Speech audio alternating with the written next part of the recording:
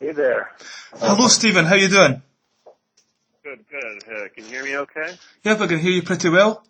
I've just, as I said to you, I've installed a Skype recorder, so hopefully this interview will actually be recorded. Fingers crossed. It worked okay in my trial run anyway.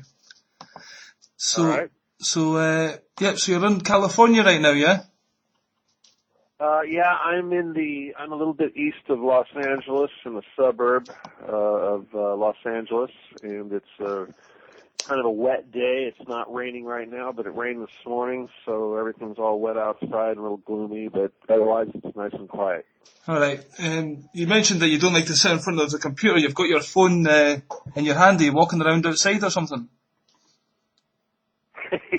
Well, yeah, actually, I've got a cordless phone, and I'm walking around the house now. In the house. I got the impression you like to do your interviews like barefoot in the garden or something. Yeah, well, unfortunately, you're right. If it wasn't all wet outside, I'd probably be outside walking around while I talk to you. Uh-huh. So I mean, this will do you work. do that? A lot of people say we don't like discharge energy from our bodies, and do you find that's the way to kind of get grounded? Is that why you do that? That's probably a good analogy. I think that getting outside and doing that, walking around, is probably certainly a good way to do that. I know that when your body is moving, you're actually creating energy. So Ah, maybe there's something to that, huh? possibly. Maybe that's what I need to do. I spend too much time sitting in front of my computer, you know. Don't we all, right? Yep, it becomes another life. It takes away from your actual life. So I was wondering, Where are you at? yeah, I'm You're in. I'm in Turkey. I'm from Scotland originally, but I'm in Turkey right now, in a place called Antalya on the southern coast. Yeah, very nice. So it's quite nice here. I mean, we get the odd day of rain, but mainly it's sunshine nearly all year round, so that's quite good. Yeah, I'm sure you do get quite a bit more rain than we do here. This is not normal for us. Uh-huh. Okay, I was wondering if you could just, I've read your book, Lasers, Cables and Magic, and obviously you've come from quite a technical background, and you've kind of changed as times went on into more like healing and using energy. So I wonder if you could just give me kind of a background to your more academic, scientific side of your work. Well, this is, to be honest with you, I was, in school, I was probably not the greatest student. I never did my homework, and I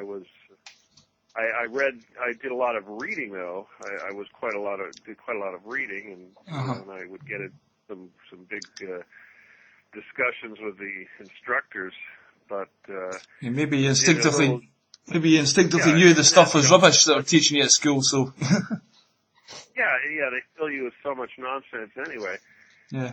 College, I just took what I wanted to take, but then I got into the electro-optics field. I took some training in the manufacturing of precision optics, Uh-huh.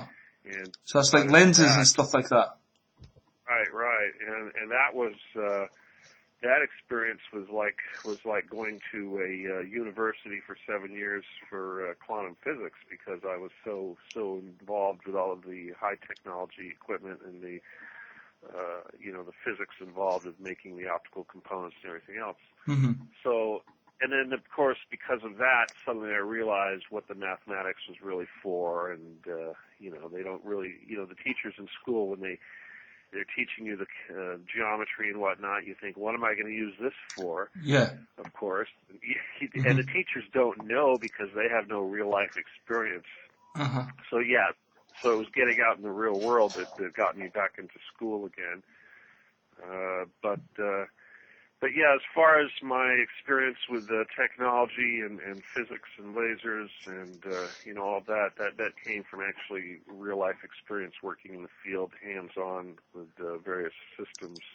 Yeah, so in And your book you kind of take us through your different jobs that you had, and then kind of you started to meet people who kind of opened your eyes up to different things as you went along. well, it wasn't until I actually had gotten out of the electro-optics business and I started going out and working with my brother and working for myself that we got exposed to these CIA people, Uh-huh. and at first that was kind of an adventure. We thought that, this is James Bond Yeah. kind of thing, sexy and all that, real Yep. cool. Mm-hmm. But was there much women in that field? Well, No, you were married at the time, weren't you? yeah. Well, I mean, there was certainly a lot of excitement, and and it was for a young person, it was something to experience. Uh-huh. But it wasn't until several years later that this evolved into a working with the NSA that I really became to understand that these people were not good people, and that I had to go back and reevaluate everything I knew. I was going to ask you, you were working with these lasers and stuff, and you were kind of getting projects for the military and developing high-tech solutions that were used in warfare and stuff like that. I mean, you must have known that these things you were doing were, effectively killing people, but you kind of tried to balance that out with the thought that it was doing more good than harm. Was that what was going on initially until kind of it became more and more prevalent that you didn't want to take part in that? Well, that actually came in a couple different ways. When the all of the work that I did in the defense industry with the various weapon systems and all that really didn't come home for me until this war with Iraq. And it wasn't the most recent one, but the first one, George Bush Sr. Yep. When he was, when they were, when Saddam had invaded Kuwait, that was when the USA started really pulling out all of their weapon systems that no one was really aware of, and it shocked me too. I think the whole world was in shock, shock and awe and all that, and it affected me too, because when we were building these things all those years, we never really think that it's actually going to get used. Yeah. Well, you tell yourself that.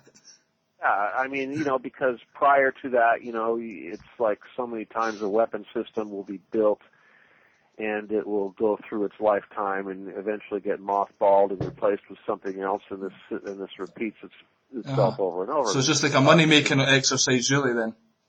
Exactly. You think defense, but that's that's a naive way of looking at it. Yeah. But when I was doing the business myself, I was putting lasers, very, very small lasers, on handguns. And this was one of the areas that I was a real pioneer in, was this whole business with getting lasers onto guns for use by personnel. And what it was the lasers had to be very durable. They had to be able to withstand the recoil of the gun, and they had to be able to fit into a holster and not encumber the officer. And originally, I thought, this was a good thing, because a little red laser dot, it's actually saving lives. So if the criminal sees it on them, he's going to stop, say, okay, you got me, kind of thing. Exactly. Before the bullet's fired. So I felt that this was a good thing, and that less people are going to be killed because of that. And I think that when you do have control over life like that, it does give you a certain amount of gravity. You change as a person. Yeah. You have like a more of a weight about you. Gravity is the way I like to describe it. But I don't know if you've ever been in a situation where you've had people's lives in your hands. I can't say I have. So it's a weight on your shoulders for sure. Yeah. But that got worse, because then as this war started, the recent one, it really became something I didn't want to be involved in. I had the opportunity where I had developed a product that was a multi-beam laser system that was modular, that would go on any weapon. And the military was very interested in this, and I probably could have made a lot of money. But I decided not to do it. I didn't want to get my hands in that. And, I'll tell you, when the Israelis were trying to get my stuff, I think that's probably when I really decided, no, I don't want to be a part of this anymore, because you know they're going to use it, and you know how they're going to use it. Yeah. Yeah. Yes, and they are using something in a way that's not very nice right now, or recently. But you know, just when you're talking about Israelis and the CIA and stuff like that, on one level, when you study conspiracy and stuff, you think it all kind of goes back to like the Jesuits, or you mentioned these people underground, and or different alien races or whatever. But do you think, like, on one level, that these countries are playing against each other? It's like a game. Like, Israelis are doing this, the Japs are doing this, Chinese doing that. But then when it comes to greater things, they kind of come together, or is that like just a surface level game to further an agenda? Or do you know? Yeah, that's very true. That's certainly very true. A lot of the players that would play as pretend to be adversaries are actually working very closely together to work up the people. And I know that the religions do this quite a bit too. Yeah. The Christian, Hebrew, or Jewish and Islamic faiths are probably a perfect example. They all act like they're fighting against each other, and yet they're trying to further the same agenda, it seems like. Yeah, well, ultimately, divide and conquer, the old trick that goes back away quite some time. Yeah, it's a big farce, but needless to say, when I was really had my epiphany was when I was dealing with these NSA people. Mm-hmm. What does NSA stand for exactly? National Security Agency? National Security Administration. Yeah. Administration, right. Now, back in those days when I was working with them, we didn't really even know that the NSA was an organization. I thought that these people were CIA, and NSA was still somewhat secretive. So it wasn't until many years later that I even, when I was talking to some other CIA people, that they informed me that was actually the NSA I was dealing with. Mm-hmm. So that was an experience. But the point is that when you try to understand these politics, and you have to go back and look at the players and try to understand how they interact, eventually you're going to get to a point to where you're dealing with religion. It's not going to become political anymore. It's going to become religion, and you're going to start dealing with the dark forces and the satanic types. And what I think is hard for a lot of people to understand is that so much of what goes on in the world today, and so much of the negative behavior, is directly related to this satanic connection. And a lot of people are... Yeah. Well, I'm sorry. No, I agree. I mean, basically, it's hard to face up to that, isn't it? The fact that people could do things like this. People just don't want to look at it because they can't deal with it, I guess. Yeah, it's the motive. They try to understand the motive. Why would somebody do this? And a lot of times these motives that these people use, they're very hard to understand. Yeah. And the average person just has a hard time. They want to understand. They want to know why anybody would do this, and it just doesn't make sense. Okay, so since we're on the subject, then these Satanists who I believe, probably like yourself, what do they do when they do these satanic rituals exactly? Do they kind of when these Satanists are doing when the Satanists are performing these satanic rituals, what would you say is the purpose behind them? Well, first of all, a lot of people do not believe in this the satanic entity and what have you, but these people very much do believe it. And they believe satanic entities like the devil you're talking about, or Satan, is that what you mean? Satan, Lucifer, whatever it is, Baphomet. I know that the Templars worship Baphomet, which is like a male fertility entity. But so would you call it just like evilness in the universe, or what would you define as Satan? Can you define that at all? What they mean by that, or what they're connected with? Well, Satan would be the Dark Lord, or Lucifer, the one that was the fallen angel, the one that was cast out of heaven. And I suppose that the best way to understand Satan is it's a polarity. It's an entity that represents the opposite of the Creator, the opposite of the loving energy. You could also look at it as a separation energy, where love is a combining energy, the opposite of a separation energy. Mm-hmm. So, and this is kind of the way the universe works. And if you want to look at the Big Bang, if you want to look at the big picture, love energy is almost like the Big Bang going out, or love energy is the Big Bang going inward, which is kind of the track that we're on now. It's the return to source, whereas the opposite, satanic energy, would be the exploding force or the separating energy. Okay, so I mean, we live in a light-based universe which got the sine wave, and would you say that kind of like a duality, right? So you need both to exist to experience pain, then you can experience joy, And do you think the negativity and the evil kind of is like a test for the You're right. It's an experience, and it's a physical experience, and we try to avoid the words good and evil, because that is a polarity thing, and in reality, especially on this level that we're on now, it's not black and white. It's shades of gray, like the yin and yang symbol when it turns, right? And so every darkness has a bit of light in it, basically. It could be the lesson that you needed to some experience to make you see what you should be doing, put you on the right path. That's right. The Earth is a university, and we all come here to learn lessons. Mm-hmm. And so Satan does play a role in this. Satan represents the physical experience, whereas the Creator is a purely spiritual experience.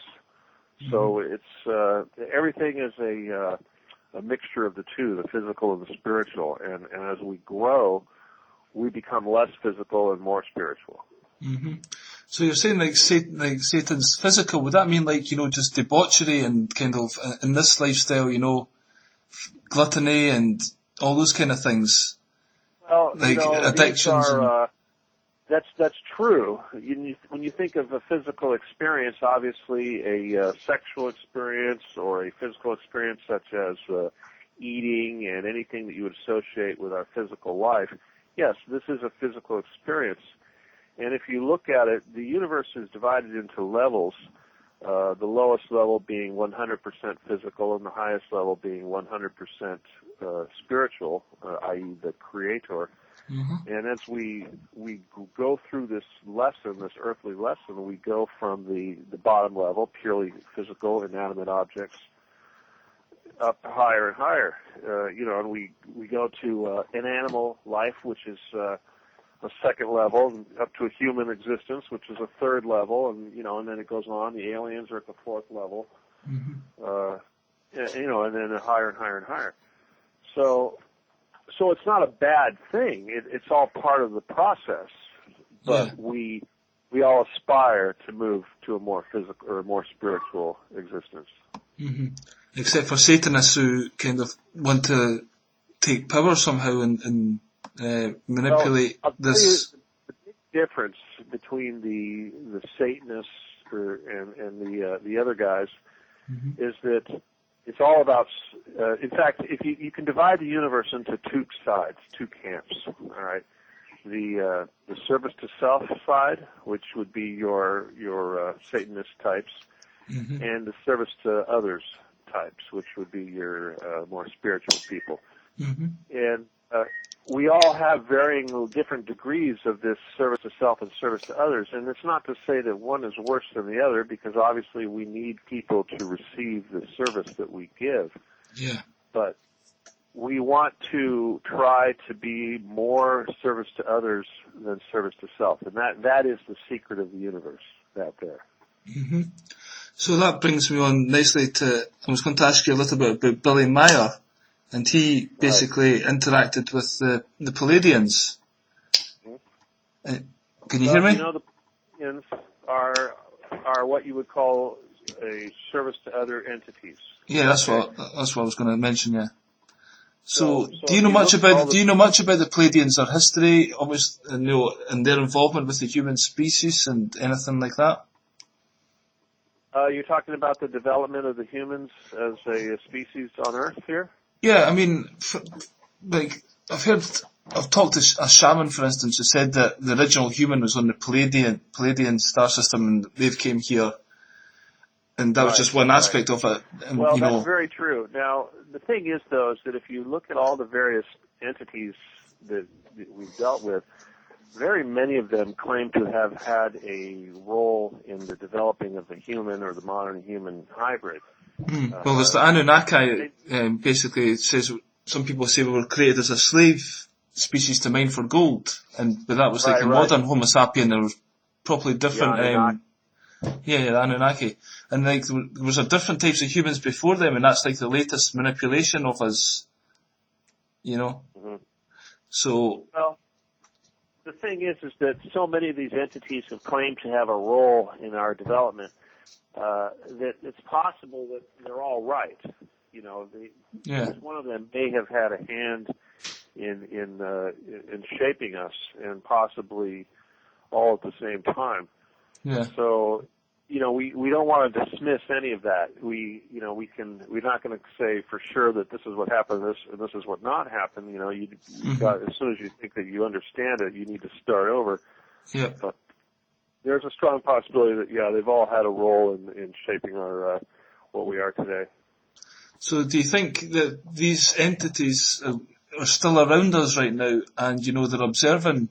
I mean, a lot of people, talking 2012, and there's going to be like an awakening or Armageddon or whatever, or maybe some people say nothing's going to happen, it's all a big hoax, What's your views on that, and do you think these other aliens are watching us right now and some trying to help, and is it already pre-written, or do we have to make the choice, because sometimes you think of free will and you wonder about how much control you actually have over your life.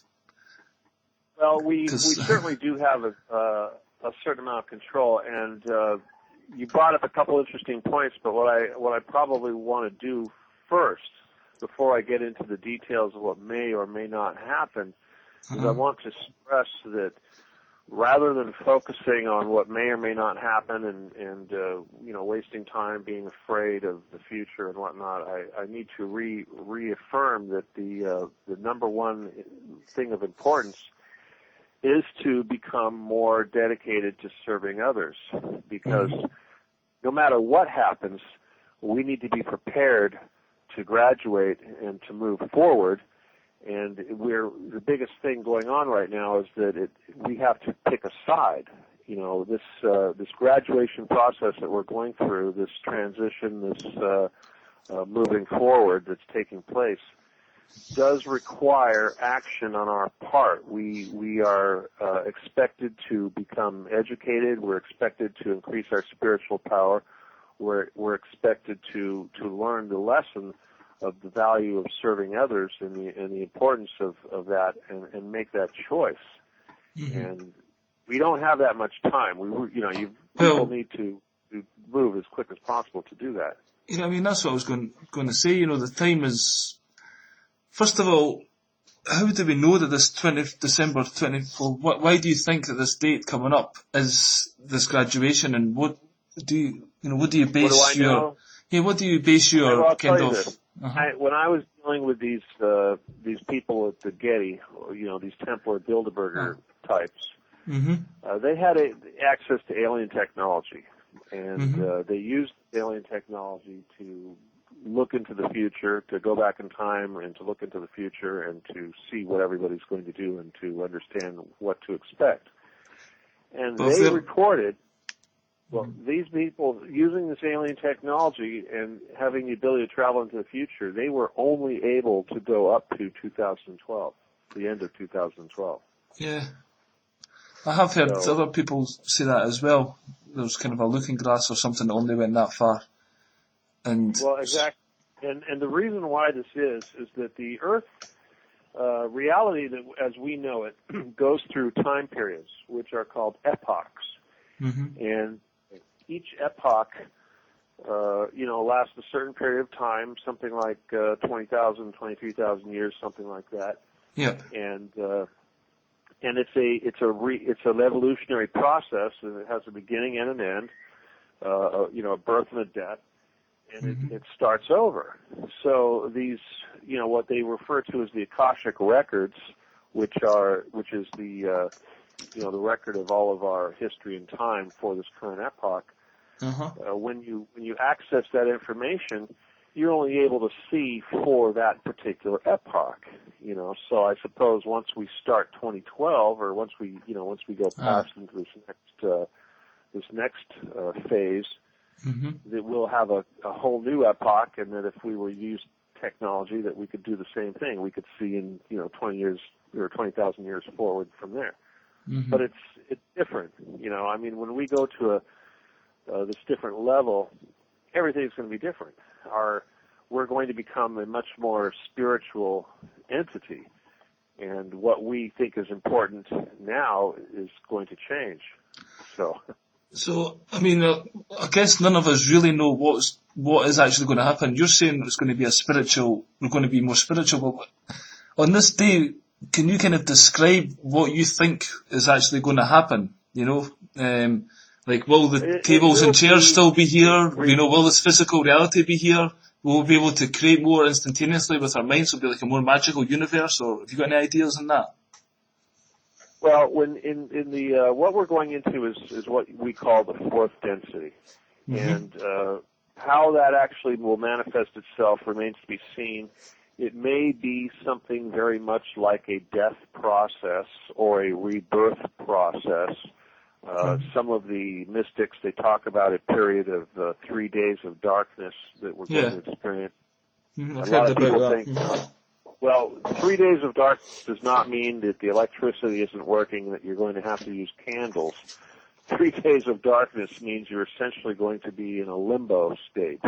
And the reason why this is because when you go to the next level, all of the information from the previous epoch, the one that we're in now, has to be absorbed. And this is very much like a death experience. If you look at, for instance, the Bible, and you look at the story of Christ dying and being in the tomb for 3 days, this is very similar. And the reason is because it takes approximately 3 days to absorb all of this information and to acclimate to this new reality. So that's like the universe doing a process. It's not us personally taking that information. It's like a whole universal process to start something new. Well, it's essentially going to be all of our souls will go through an evolutionary process. I like to think of it as like a computer upgrade. We've been running on an operating system here, Windows, whatever. 95. And basically what's happening is that our computer is going to be turned off for 3 days, and we're going to have a new operating system installed, and we're going to have all kinds of new accessories and features and applications that we didn't have before. It's like a junk DNA, supposed junk DNA. Those things could get activated, kind of thing. That's right. Well, that's happening right now. I know with a lot of the energy that we're being exposed to from the photon belt and the energy that's coming from the center of our galaxy is actually giving us reboot information, and that's the way the energy travels. The DNA in our cells acts as an antenna, and so this energy actually provides the information to tell the cells how to modify and change. So that's part of what we're going through. But one of the things that's interesting as far as what we need to do to prepare for this, a lot of the foreign or the governments and the powers that be on the earth are doing everything they can to stifle that. Yeah. And the reason is because the earth right now is under the control of the service to self entities, and they are struggling to get us to stay on their side.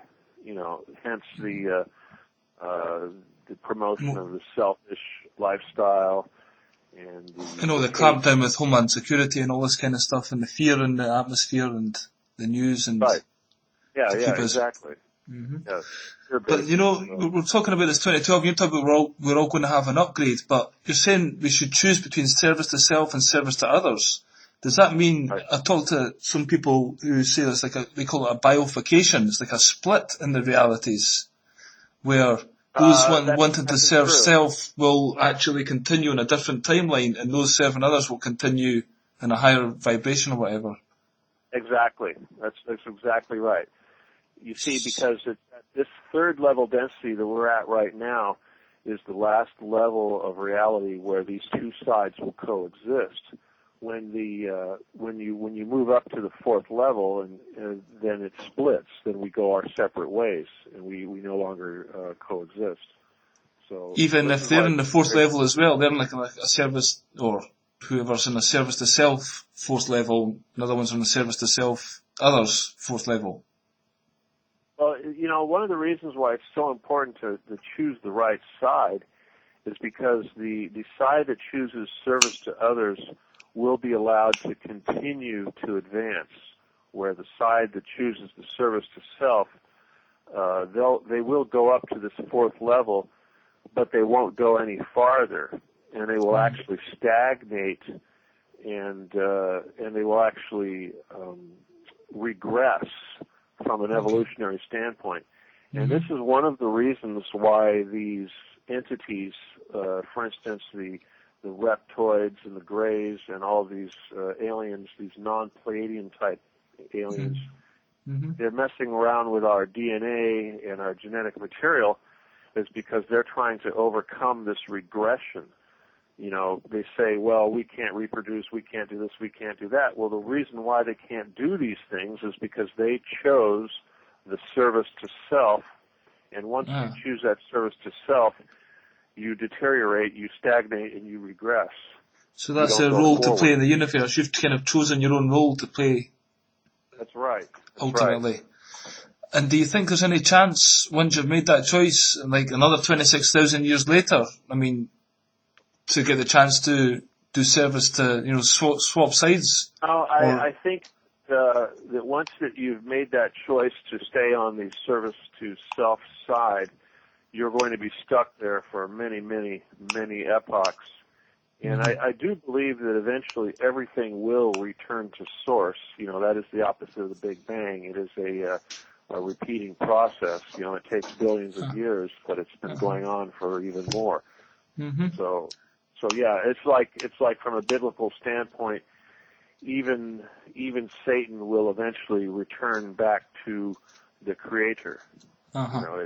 Everything goes back eventually, but this is the mechanics of creation. This is how the universe works.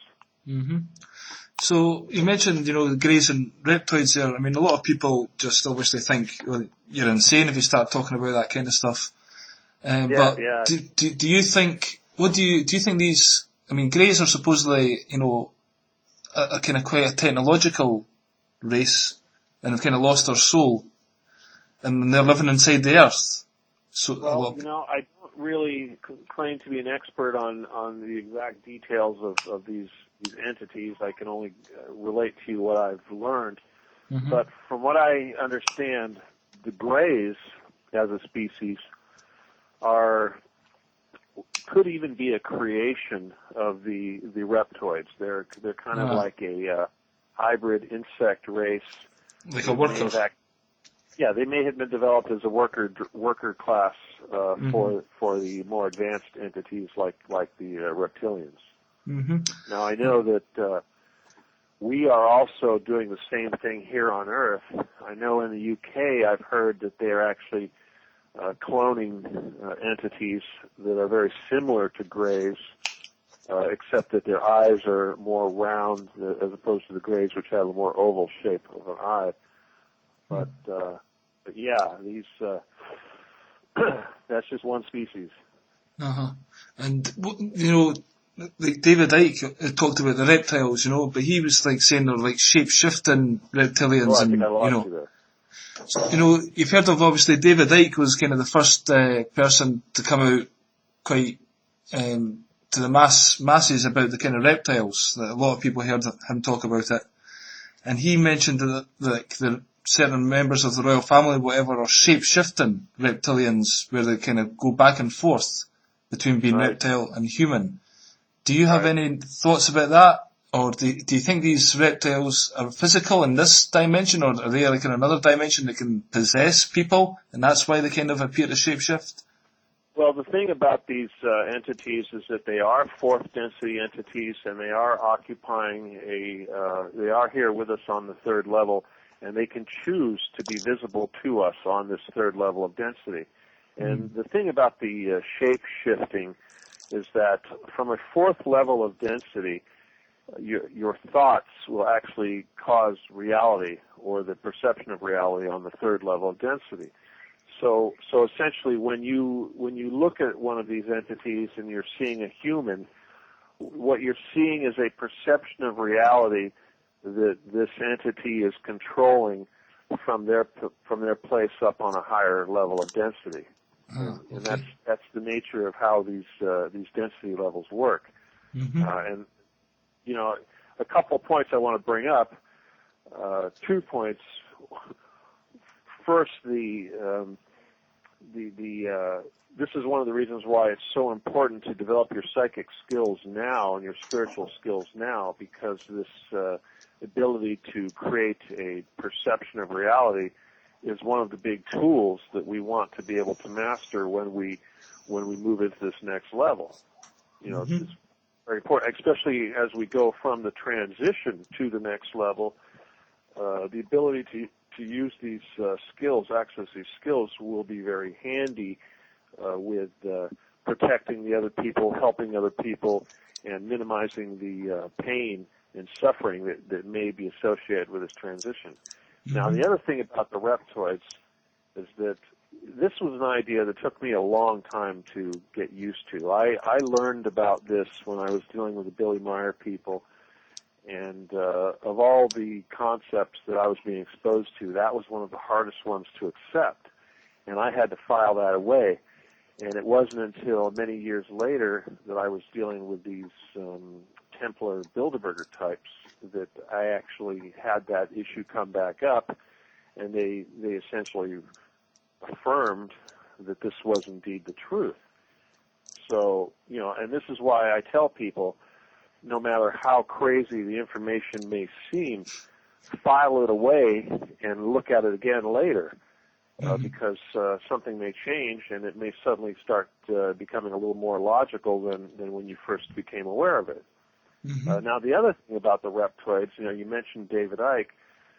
I got to tell you, I try to, you know, I'm aware of these people and I know their messages and I've seen some of their stuff, but for the most part, I try to avoid a lot of these, you know, the David Icke, the Coast to Coast Radio, Alex Jones, etc., because the last thing I need to do is have people look at me and say, oh, this person is repeating something that he heard on some other program. And that's so not true. In fact, I had a video up on YouTube right now from my speech where I came out and divulged or disclosed this underground base over here at the Getty. Yep, I've seen that. We'll talk about that just shortly. But yeah, you definitely have to see that. But I had somebody make a comment that said that I was, you know, essentially repeating everything that David Icke said. I thought, I don't even listen to David Icke. How could I, what he says, you know? Yeah. So, well, at the end of the day, you're speaking your truth, and if it correlates with somebody else, that's just kind of because it's truth, I guess.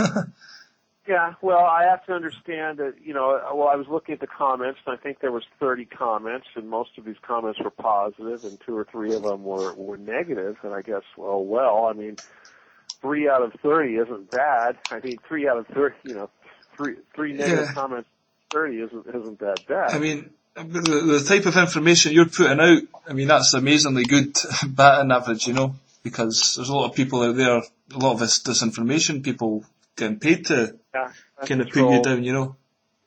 You know, and I'm risking my life. I have pretty much, you know, if I had fear, then I couldn't be doing this. You know, and I've pretty much lost everything already. You know, I've lost all my my company and my family and my wealth. So it's not like I'm afraid they're going to take that away from me anymore. Yeah, sometimes is it Bob Dylan says, when you've got nothing to lose, kind of thing. Pretty much. Yeah, and that's it, right. it becomes quite freeing. I think a lot of people are trapped in, you know, they've got the mortgage, they've got the car, and they've got the job, and they just have to stay in that job, because if they lose that, then they can't pay everything else, and, you know. Right. But sometimes you find that when the worst thing happens, it can actually, you know, first of all, you learn from it, you learn about yourself, and you grow that way, and then it can free you up to do something else and find out who you really are, you know. Well, you know, and this is an important lesson for people to learn, especially if they want to increase their psychic skill, is the being able to control the ego, and controlling the ego doesn't just mean that you don't want to be a pompous, ostentatious person. It also means that you've got to stop worrying about what other people think about you. Yeah, that's very true. So yeah, I'm beyond that. Yeah. So, just, you mentioned a couple of times here, you have to develop your psychic skills, you know, and we've got, 19 days or something until December 21st. So what practical things do you suggest to do that? How can we do that between now and then, you know? You know, it's really not that hard, and I certainly teach this, and I repeat this message many, many times. Again, the number one rule number one is service to others. You've got to get out there, and you've got to take some time to be kind to other people, to talk to other people, to help them. And when I say this, I guess the best way of saying this is to help others, do things for other people without expectation of compensation. You know? To be honest, see, when I heard you talk, I mean, I've been listening to lots of these guys, and I've occasionally thought to interview them or whatever, but when you came up with the service to others philosophy, it just kind of simplified everything, you know, the whole religion and love and blah, blah, blah. But if you take it back to that simple one sentence, that's going to change the world, because then it takes it off you to how can you serve, you know?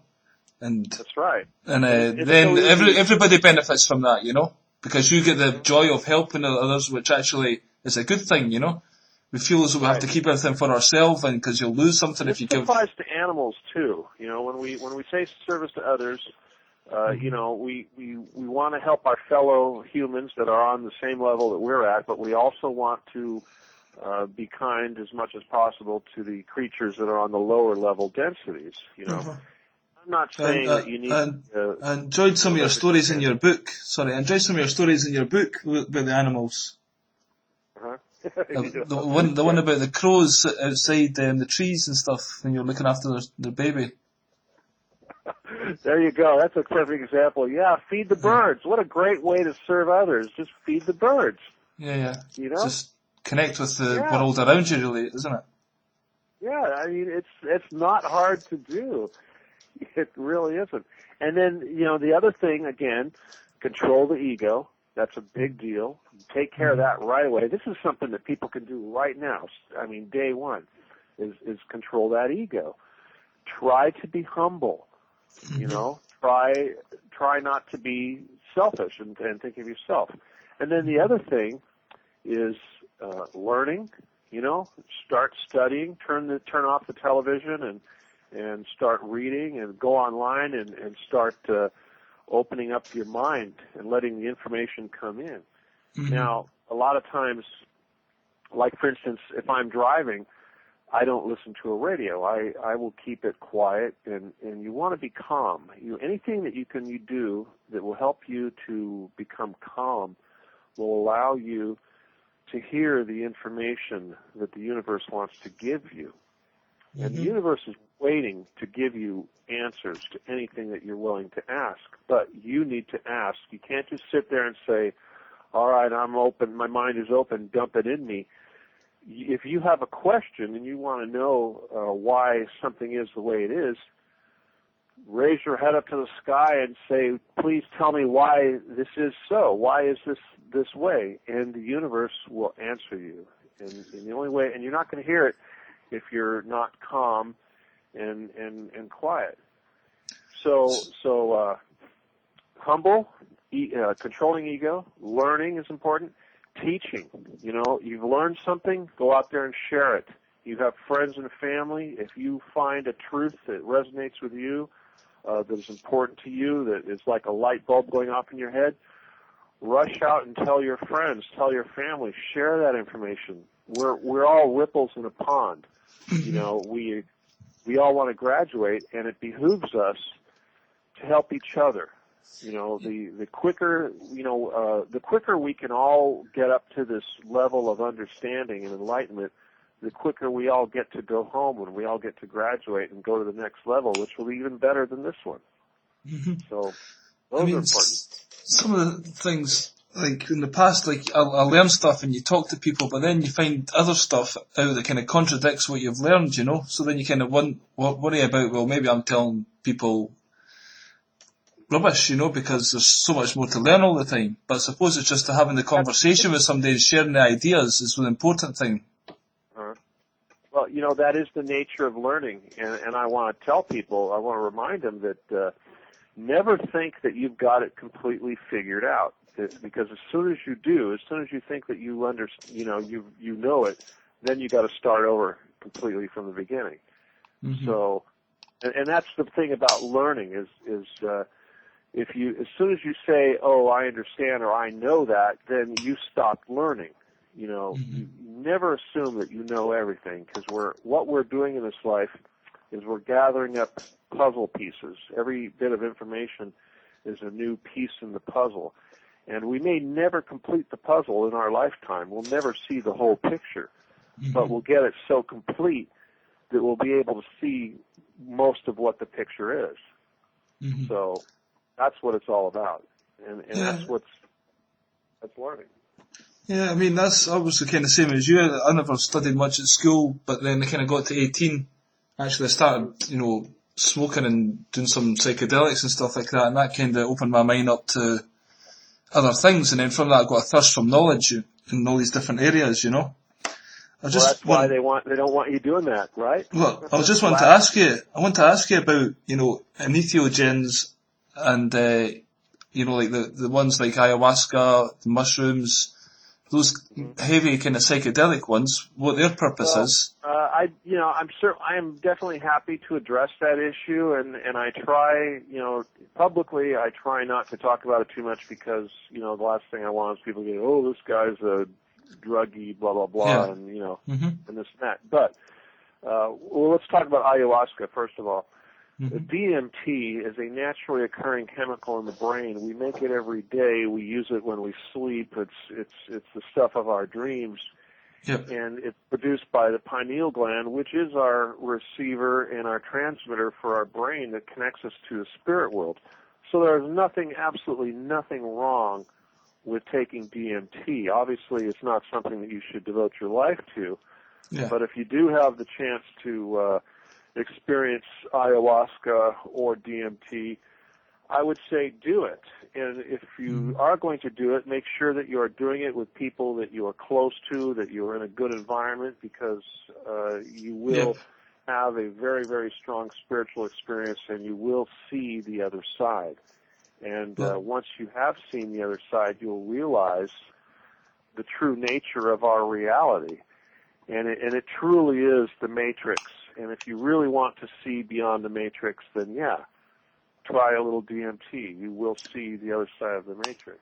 And do you think that would be good preparation for this kind of transformation, because it's like trying to tell somebody about that is practically impossible, It's not bad. I have talked to people, I've had friends who I've tried to talk to about, spirituality and energy and all these things. And they didn't pay any attention. It didn't sink in. And then they tried this, ayahuasca, And then they come back, and I go, oh, my God, everything you said was right. As soon as I went to the other side, I saw all these things, and it all became revealed. Yeah. So yeah. And the other thing is also, if you have a issue, a psychological issue or a spiritual issue or a lesson or something that you need to deal with and you need to overcome in order to grow, that will be the first thing that you will be confronted with when you go to the other side. Yep. A lot of people, they experience meeting their spirit guides, and their spirit guides immediately address these issues that need to be addressed. And for some people, that can be a very scary, kind of an almost painful experience, but it's a necessary experience. Yeah, we tend to find those people, like maybe angry people, or people have a lot of issues when they do those type of things. They're the ones that kind of freak out or don't like it, because they're not comfortable with themselves. They can't look at themselves. Well, that's right. That's exactly right. Yeah, they've got some demons that are in there, or some skeletons in their closet, and they don't want to face those issues. Yeah. And those issues don't go away. And the spirit guides will make you confront those issues before you get anywhere. So it's certainly helpful with respect to that. So all these things have kind of been on the planet like for a long time, and they've got a purpose to play in human society. That's right. Do you think when we get to this next dimension, that these types of things will still be there and utilised, or there'll be no need for them because they'll be there? Do you know? Well, these things are tools. Yeah. And they're tools that are provided to us on this level to help us grow on this level and to see beyond this level. I believe that when we do reach the next level, that we won't need those tools, because we will have skills and other tools that we will have. So yeah, these are strictly tools for this level to help us prepare for the next one. That's interesting. And what do you think about marijuana? Do you think that's a beneficial tool as well, and the same type of thing? And the whole hemp thing being made illegal. I think that ultimately there's absolutely no reason for it to be illegal. It's a prohibition based on yes, they do not want people expanding their minds. They do not want people to be happy. They want negative energy being produced. They don't want the competition for the pharmaceutical industry. That's a big part of it, yeah. Yeah, the energy industries, the paper industries, on and on and on. All these industries that would be impacted. Yeah. And not only that, just what is it going to do? What would it do for our environment? Could you imagine if you had all that biomass growing all over the place? The air quality would change. The vibration of the earth would change. Even Dr. Emoto over in Japan was saying that if they were to plant hemp all over the place, that it would reverse the damage from Fukushima. Yep. I don't know if I knew you were interviewed recently with Katie and Tony, and they had a lady on recently, Sun, her name is, and she talks about the hemp plant, and she's quite passionate about it for reasons you'd have to listen to the program, but she basically says all this stuff as well, that this plant is basically everything in the whole world could be changed by this plant, the way it regenerates the soil, and it's the total giver of everything. And it's our kind of tree of life, she calls it, like everything came from that. But sometimes, if you're smoking or whatever, and there's this thing with the illegality of about it can make you paranoid and that kind of thing. And, if you abuse it too much, can that affect your chances of, this, choosing the right side, Whenever you do any sort of a drug or even alcohol for that matter, it does have an effect on you spiritually in that your aura will expand. You're actually expanding your aura. Mm-hmm. Now, from what I understand, if you abuse it, your aura actually will expand to the point to where it will have like holes in it, and this can have a negative effect. Now, again, I can't tell you what is too much and or what is not enough. Yeah. But something to be taken respectfully. Yeah, I mean, I think that sure, if you're sitting around the house smoking pot all day and that's all that you're going to do, then sure, you may miss out on interaction with other humans that is beneficial, and you're going to miss out, and you may sleep too much and what have you, and you're not going to be productive, and you may not pay your bills and have issues like that. But at the same time, these are priorities. If you want to dedicate your life to contemplation, meditation, and spiritual pursuits, that's not a bad thing. So, it's a matter of priorities. People have to decide what is really important to them. Obviously, if you have a family to support, you have responsibilities, and you can't be sitting home high all day. You've got to get out there and do what it takes to feed your children. Yeah. But we have to use a certain level of responsibility and judgment with any of these things. Yeah, so it's just basically common sense, really. Use it if you feel like it at the right time, and as long as it's not too detrimental to your life, you can enjoy it. And basically, it shouldn't be legal, and it's another outrage on this planet. Marijuana is an herb. I don't like to think of it as a drug. Obviously, cocaine and methamphetamine. It's a different ballgame altogether. Yeah, they don't. Totally different category. Yeah, I don't go there myself. I was wanting to ask you a bit about the Knights Templar, because you've mentioned a couple of times that you've talked to these people. Or maybe, first of all, you might want to tell us, do you have still time, by the way, if you've got to go anywhere? Oh, well, as long as the phone keeps working and I don't run out of batteries, I guess that's okay. No one else tried to interrupt us, so it's still early and we're doing okay, I think. Okay, well, can you tell us, I did actually watch those 2 videos on YouTube about when you were at the conference recently, when you revealed this thing about the Getty Museum. Mm-hmm. Would you like to talk about that? Well, you want to talk about the Getty, or do you want to talk about the Templars? The Templars kind of come into the Getty. I was just wondering the best place to start there. Could maybe... Okay. Well, okay, let me start on this one. I read that you were, you're a Catholic and you believe in Jesus, yeah? Yes. Can I ask you, do you think, there's different stories about, Jesus, and some people, there was a film came out, what was it, Zeitgeist, that had, the characteristics of Jesus were similar to Mithras and Horus and Buddha. They all have like 12 disciples and born on 25th of December and all this kind of stuff. Needless to say, I'm not a big fan of Zeitgeist. They do have a lot of information that is certainly factual. But I'm not a fan of either. I'm just using that because that was the one film that came out that mentioned this particular thing, that all these kind of avatars have similar characteristics, and it's kind of could be astrologically interpreted. Some people say the Bible's got a lot of astrotheology in it.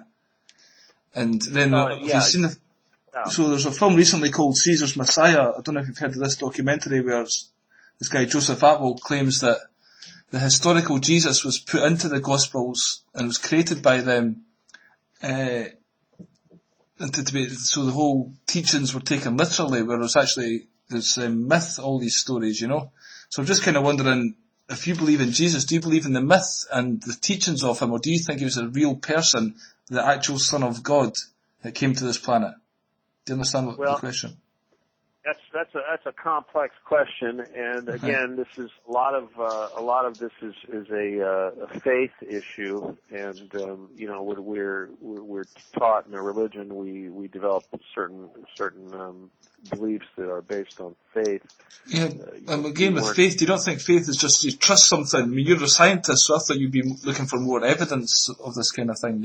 Is faith not just like believe us and don't ask questions? Well, again, as an observer and as a student of the universe and as an observer, the same rules of observation apply to faith.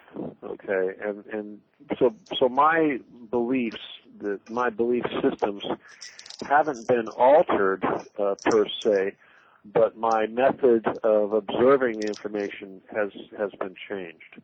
Mm-hmm. So, in other words, again, with faith, faith is usually, people associate with faith, they think that you're taking something for face value and 100% following that idea or concept. And an observer doesn't do that. An observer will file away the information. The information will resonate with you, but you have to treat that information the same way you treat all information, and that is as an observer. And as an observer, we don't say anything is true and anything is false. We only observe it, and we make no emotional judgment or attachment to that information.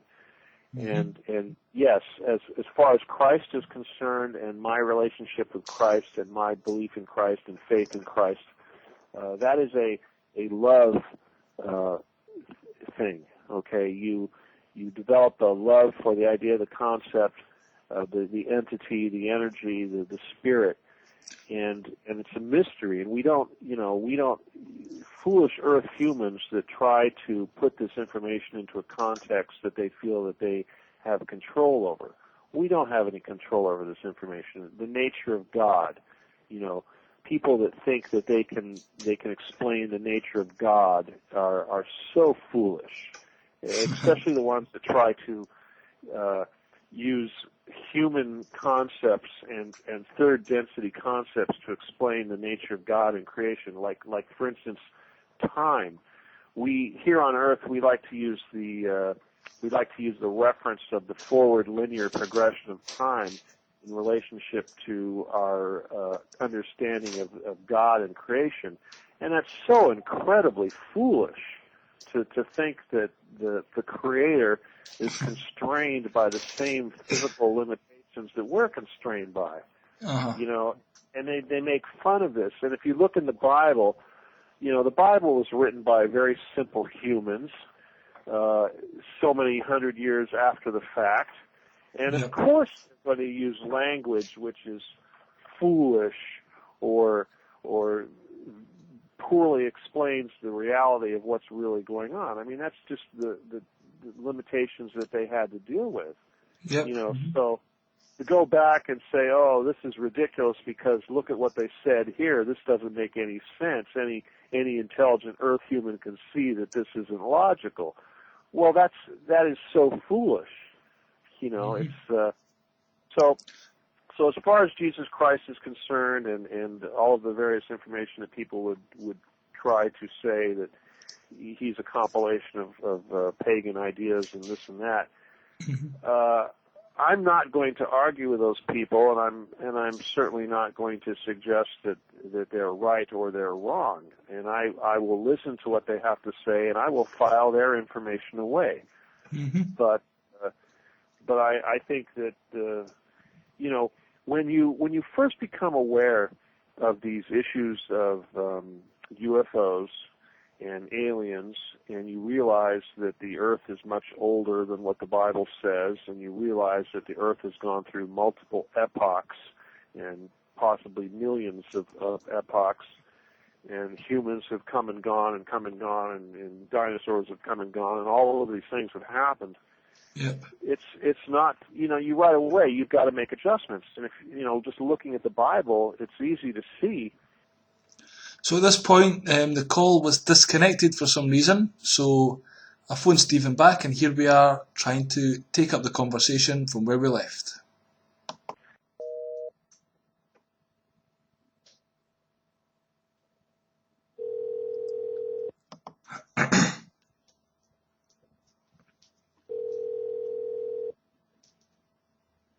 Hey there, is that you? Yep, it's me, yeah. So I was trying so hard to hold my thought, and I just lost it. we were talking about Jesus, and we were talking about faith. Right. And we were going into the Bible.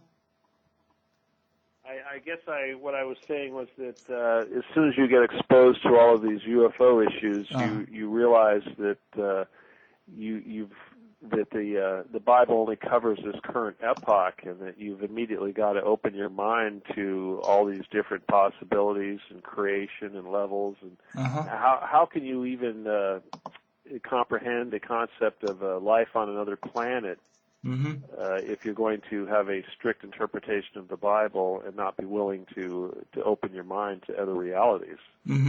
So basically you use the Bible and the things in there just as a means to stay spiritual and stay good. It's like something you kind of not fall back on, but just kind of... Actually, it serves two real important functions. And when I say the Bible, not necessarily the Bible per se, but more of a faith in Jesus, okay?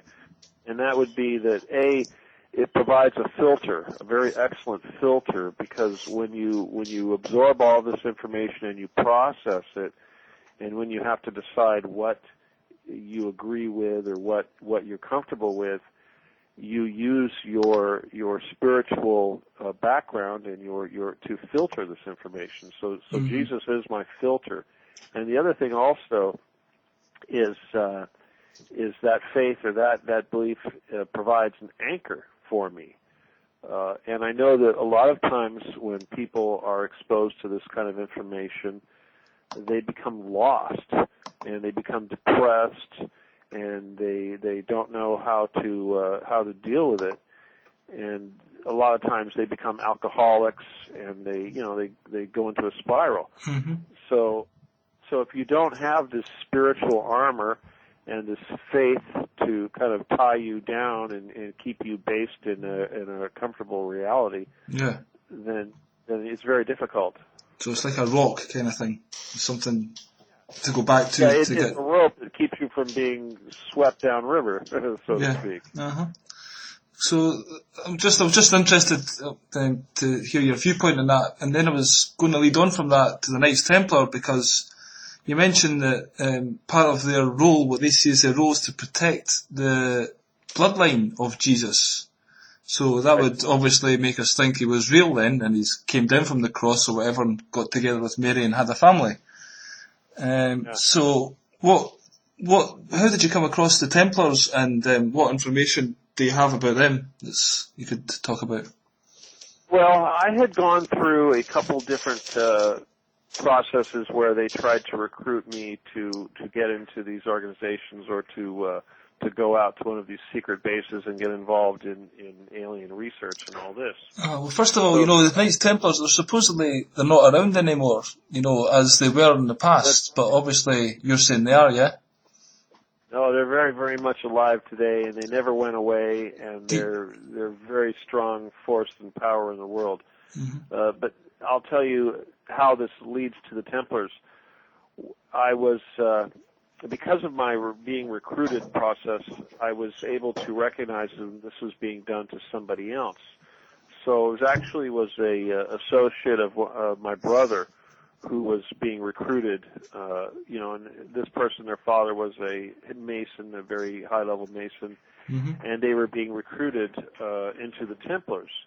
And part of this process was that they hired him, this person, to become the trust fund manager over there for the Getty Museum.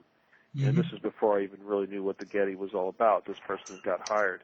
Yep. And I recognized the recruitment process of what was going on, so through my brother, I began to debrief this person and to give him information and to give him questions that he would pass on to his handlers and the people who were recruiting him. And this process went on for a period of time, a couple months or something like this. And this person would interact with his handlers, and he would learn things, and he would pass on information and ask questions that we were providing to him. And this is how we learned quite a bit, but at the same time, this person was being indoctrinated, and one of the things that happened was he was told to study up on the Templars. And that was the first indication that I had that the Templars were actually involved. And these people actually, they didn't come right out and say they were Templars, but they did say that they were Bilderbergers. Right. Now, when it really became obvious what was going on with the Templars is when he actually went through his initiation process. He flew to the island of Malta, and there he hooked up with Templars. Templars hooked up to him right away, and he went through a secret initiation at a ancient Templar temple underground. Yeah. And I heard stories about what this person went through, and they've got these rituals that they go through involving Baphomet and what have you, and I believe they've actually got a big jar with the head of John the Baptist in this jar, and one of the rituals involves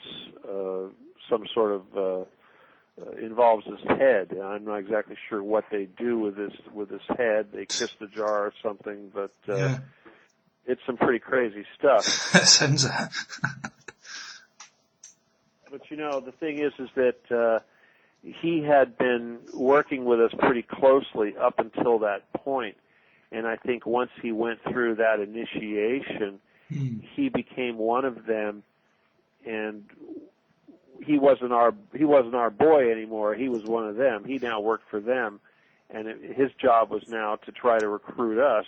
And Interesting. the tables had turned. And it was one of the things I thought was the most sad about that is that this was a person who also had a Christian background, and we told him, we says, hey, you need to hang on to that because otherwise you're going to get swept away, and you're going to lose control. You need to have Christ as an anchor, and he didn't do it.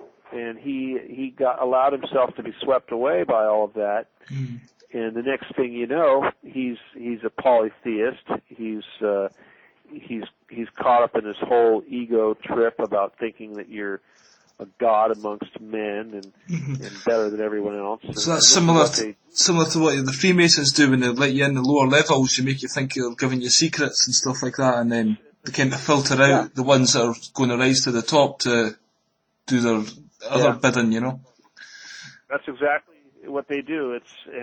What the Masons do and what these Templar guys do, it's the same thing, and that's because the Templars are just another level of the Masons. They're just the top level, the very top level of the Masons are Templars. All right. So there's got the 33 degrees of Freemasonry, and some people say there's a 13 after that. Is that where the Templars would be? Could be. It could be that there's secret levels within the Templars. I know the Masons, they go up to 33 levels or something like that. And then if you say there's 13 levels after that, I'm not surprised at all. Well, that's what some people say. Well, that's the thing about when you're dealing with these organizations and these people, is that you see right away that there's levels of elitism on top of levels of elitism, and it just keeps on going. See, this is one of the things. Well, this is one of the things that bothered me the most. What's that? Elitism. Well, they tell you, and rather than having a society where everyone is equal and unconditional love and we're all equals, they work on a society that's nothing but one level on top of the other. And there's always, no matter how high up you go in the organization, there's always somebody looking down on you. There's a lot of things in Egypt that kind of they worship the bee and stuff like that. The hive mentality and the queen bee and stuff. You think that's just their nature. Kind of these entities have that kind of hierarchical kind of mentality, and that's what they do. Yeah, well, it is disgusting and distasteful, and I certainly reject that entire thing, and I think that's one of the reasons why I chose to go against them, was that I rejected this elitist thing. That's not American. We don't like that sort of thing here. That whole class structure business. That's why you kind of escaped Britain and all the rest. A lot of people went to America to flee Britain and what that was turning into at the time, Oh, I had to get away from this whole royalty business. Exactly. And that royal blood business. They are so into that whole royal blood business. You know, we were talking about this bloodline of Christ, and we kind of went off on a tangent, but, you know, being raised Catholic and Christian and all that, yes, obviously we're taught that Christ was celibate and didn't have children and all this, so it's not an idea that I'm ready to embrace that Christ had descendants, or even more far-fetched that I am one of these descendants. Yeah. But if you've got Templars following you around and they're, you know, watching over your shoulder and protecting you from harm, you got to kind of wonder. Yeah.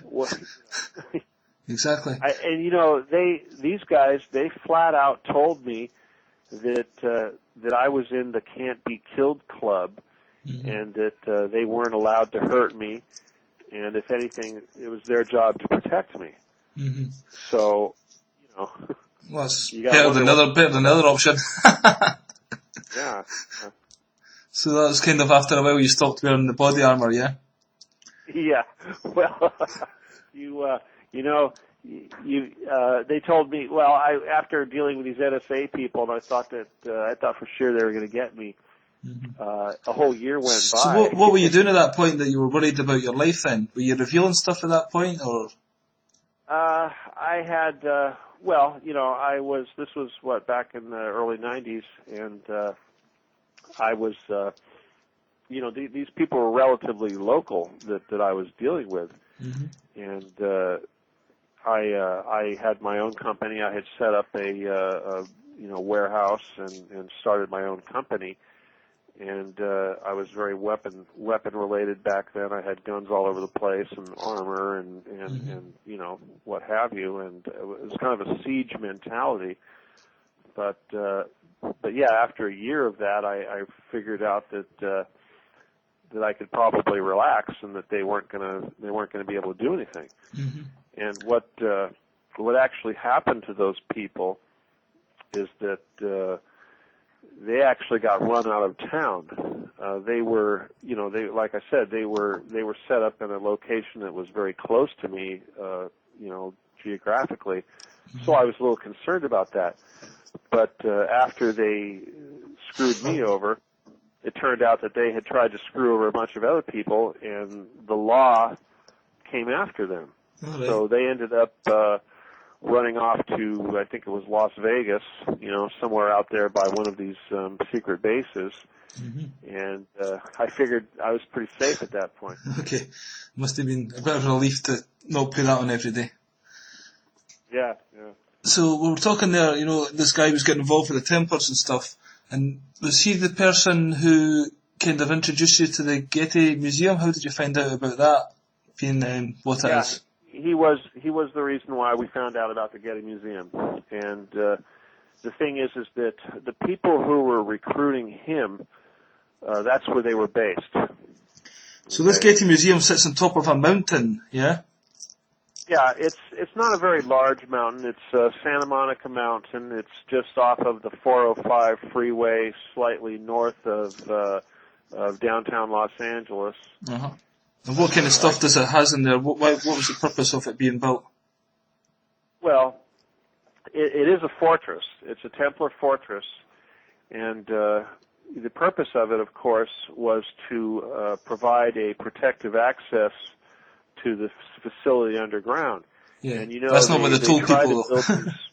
Well, they build these bunkers in a lot of important locations, and a lot of times it's to provide a safe haven for the elite. And over here in Los Angeles, you know, we have quite a few very wealthy people, and we have our elite. I'm sure every big city has elite structure that these guys want to take care of. So this facility was intended to provide a home for the local elite of this area.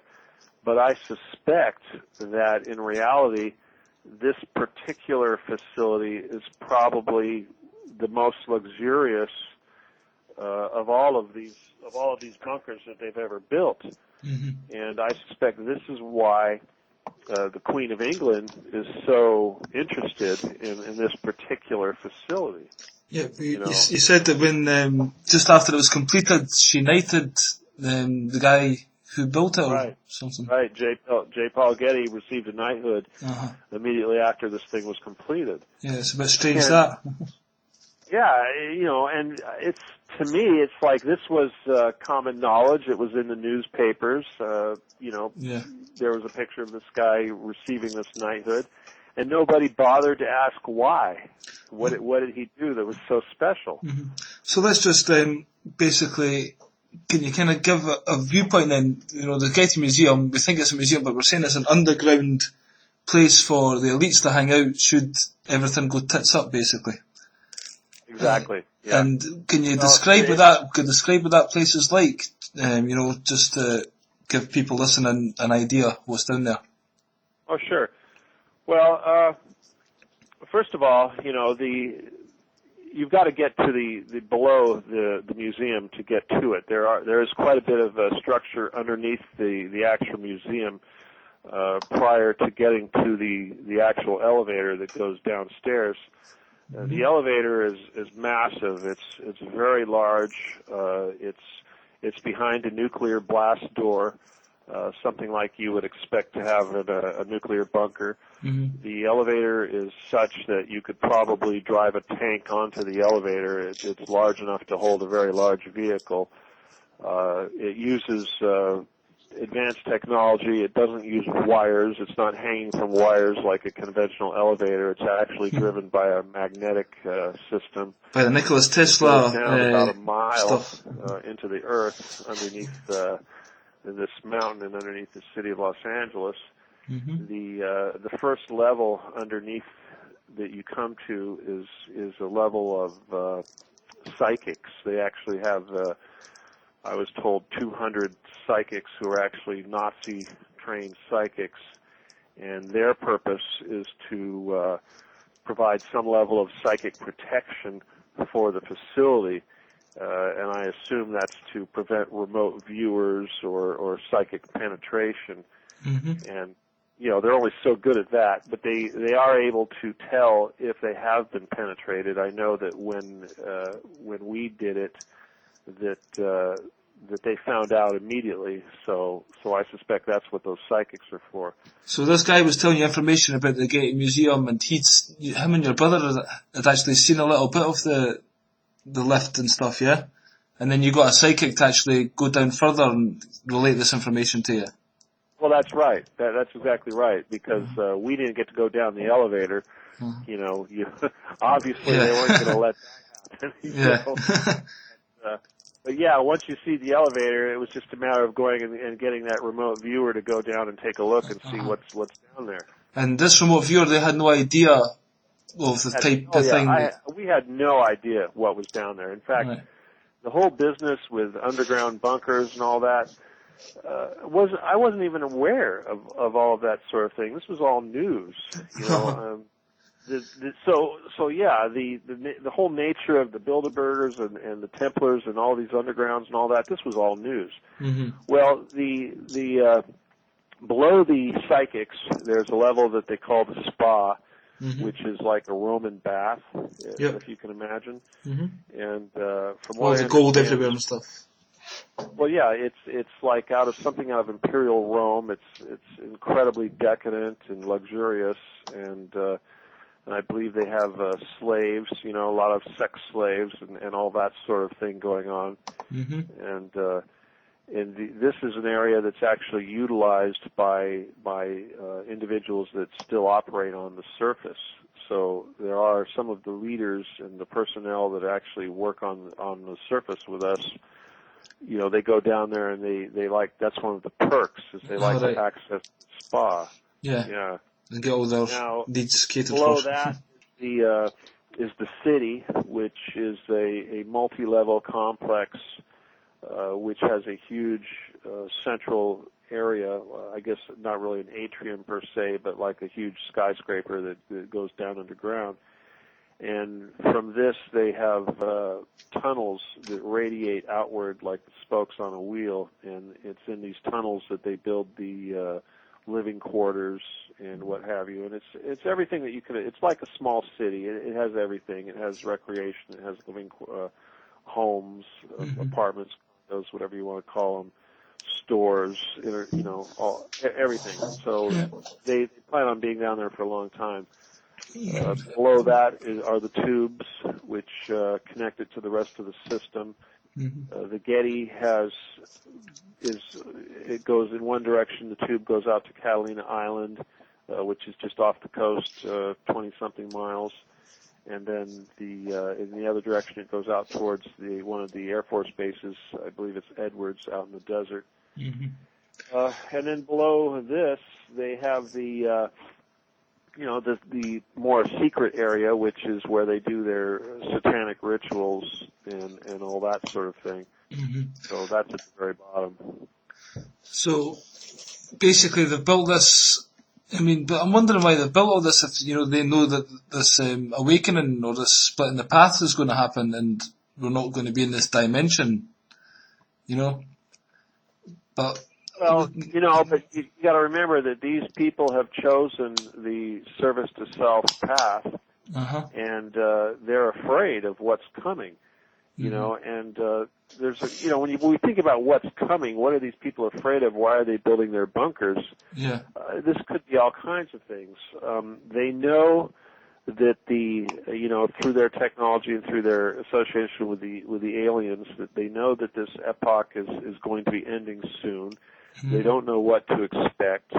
They think that there will be a cataclysm, some sort of a tsunami type thing, or some sort of a earthly cataclysm. Like the flood. They're also expecting, they expect this Nibiru and Planet X. They know that's coming. They're expecting an alien invasion, and from what I understand, there's actually a war going on right now between the STO and the STS. The Pleiadians are actually coming here and fighting with the Illuminati and the reptilian masters of the Illuminati. Yeah, fighting on what level? What do you mean fighting? What's that now? What do you mean fighting? On what level are they fighting?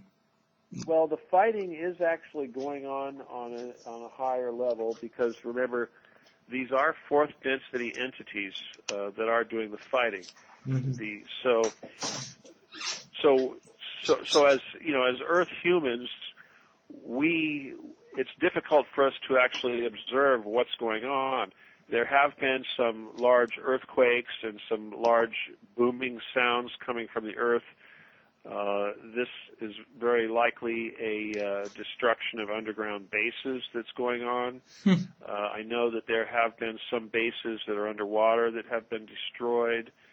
A lot of the chemtrails in the air have to do with this war that's going on, because the chemtrails have components that interact with the scalar weapons and some of the devices that are being used to fight against these aliens. And there's a lot of other reasons for that. Also, it's used to obscure. For instance, like Nibiru is very visible in the sky now. If you look up at the sunset, you see two suns. Is that right? And have you noticed that? Did you see that where you're at? I've never looked. Because I was talking to somebody about Nibiru the other day, and he was saying, it should be pretty close. We should be able to see it, and I was saying, yeah. But I didn't think we could. It's there.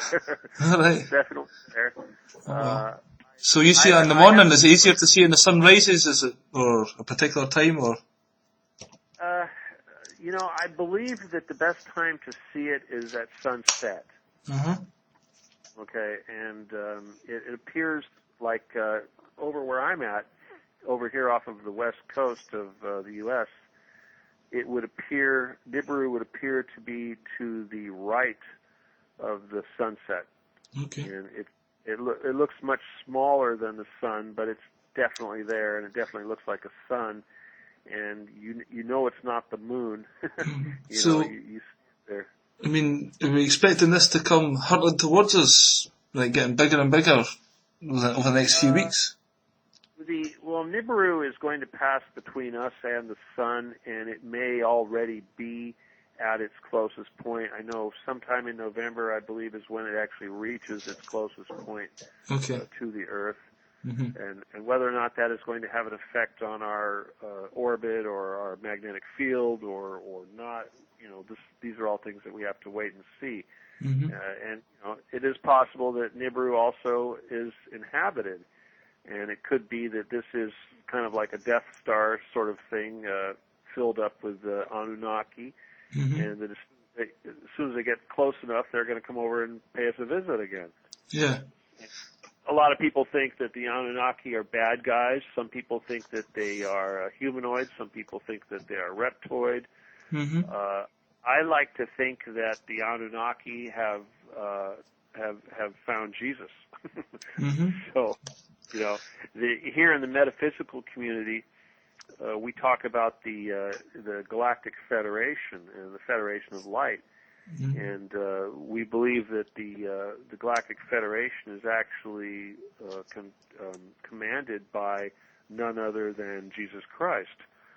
So, as a Christian, that's kind of that kind of goes along with what we think. We think of Armageddon, we think of a second coming.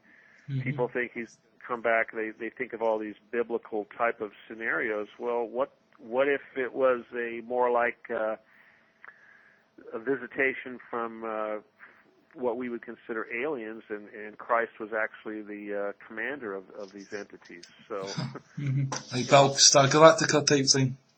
Yeah, exactly. It's very much like Star Wars, with the Empire versus the rebels. Mm-hmm. It's almost like the Illuminati are the Empire and the Sith, mm-hmm. and Christ represents the Jedis and all of that. Mm-hmm.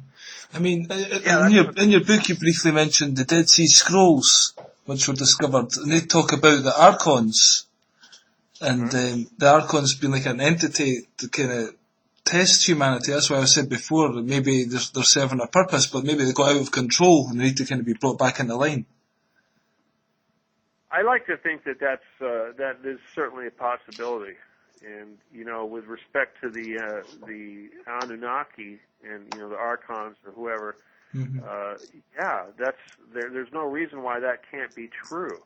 And I know that, and if you want to look at this from a more earthly standpoint, even the Nazis, if you look at, say, the Nazis and how they represented negative energy and the dark forces and all that, towards the end of the war, with the help of Victor Schauberger, they were actually able to build, UFOs, for lack of a better word, yeah. And they were actually able to achieve interplanetary travel, and they were able to access inner Earth, and they were able to come into contact with more advanced entities. And the result of that contact was that they evolved, they became more spiritual, and they're not actually the evil people that they were back then. Mm-hmm. And I'm certainly not going to forgive the Nazis and say that I think that they're wonderful. I mean, I would not do that. Yeah. But at the same time, it is very possible that they have evolved into a group that has embraced a higher level of spirituality beyond what we associate with them back in the 40s. Mm-hmm. Well, I mean, there was a documentary came on YouTube recently, or a website that documented all the stuff with the Nazis down in Antarctica and the base that they have there, and that guy, you mentioned his research. Right. And there was a big fleet of American ships, it was recorded they all sped away because of something that was happening down there. Yeah, that was Project High Jump, or Operation High Jump. Yeah, it was incredible. So they've seen something and they've liked it. And with that technology, they've had 60 years to play about with that, and as you say... It's only gotten more advanced. Mm-hmm. This whole business with the... I'll tell you, that information right there is some of the most sensitive information out there to date. if from what and I've been dealing with a lot of sensitive issues. Obviously the Getty is a big sensitive issue, and these various entities and whatnot.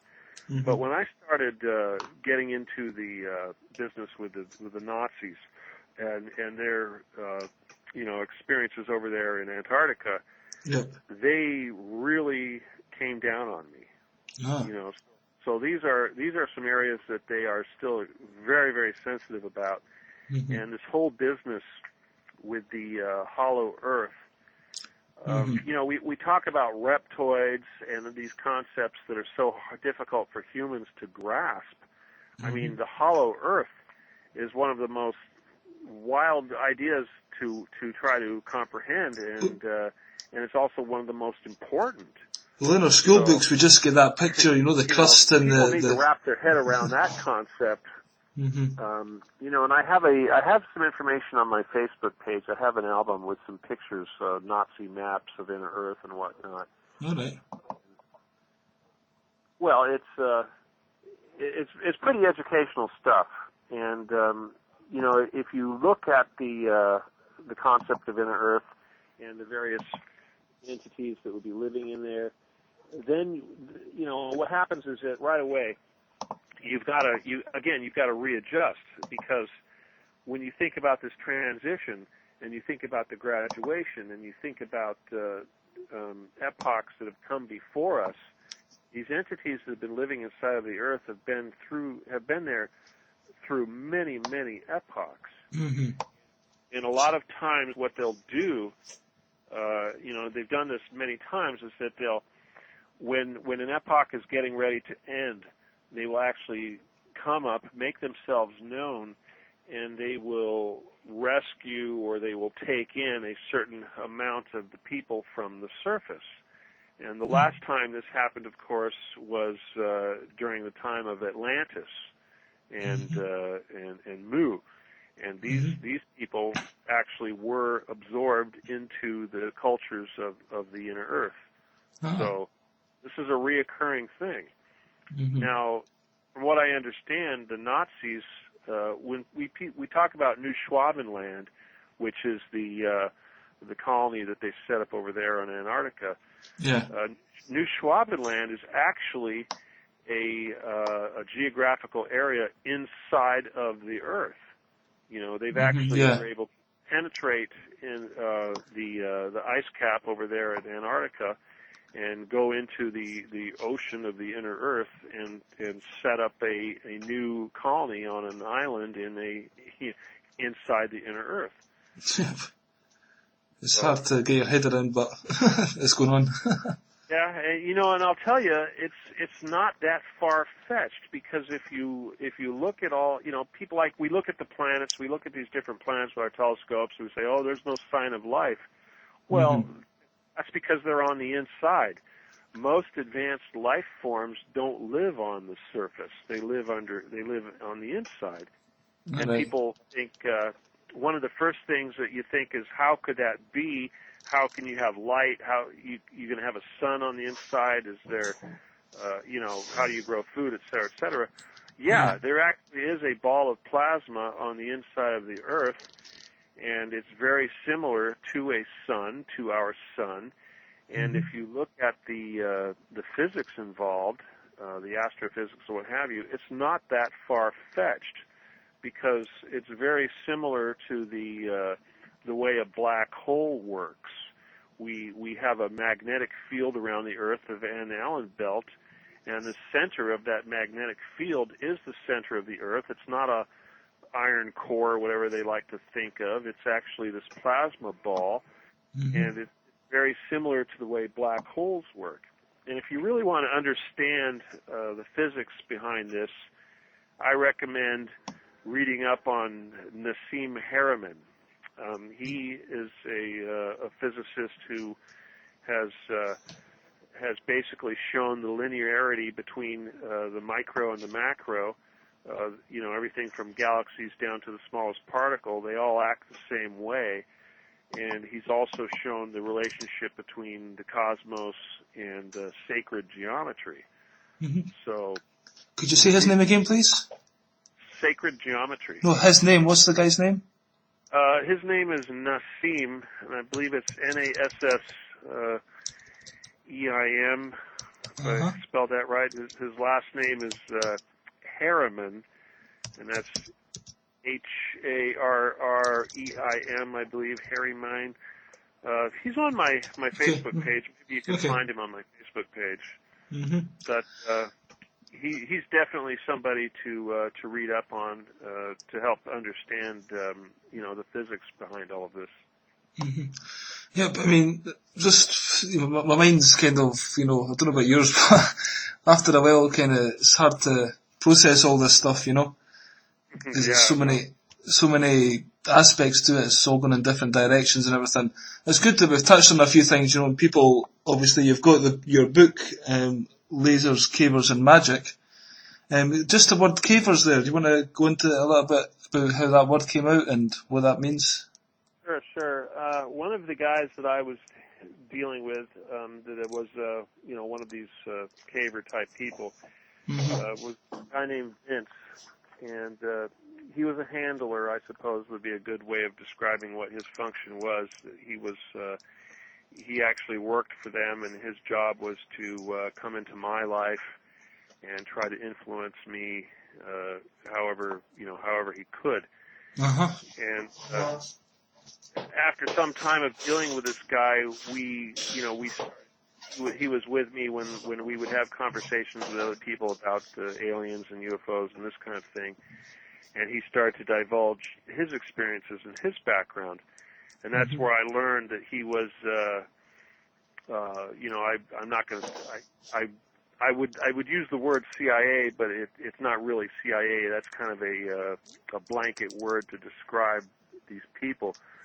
But he was a secret agent type person, and he basically was the one who brought that word to me, and when he would talk about the underground bases and people that operated out of these bases, he called them cavers. That was his name for these people.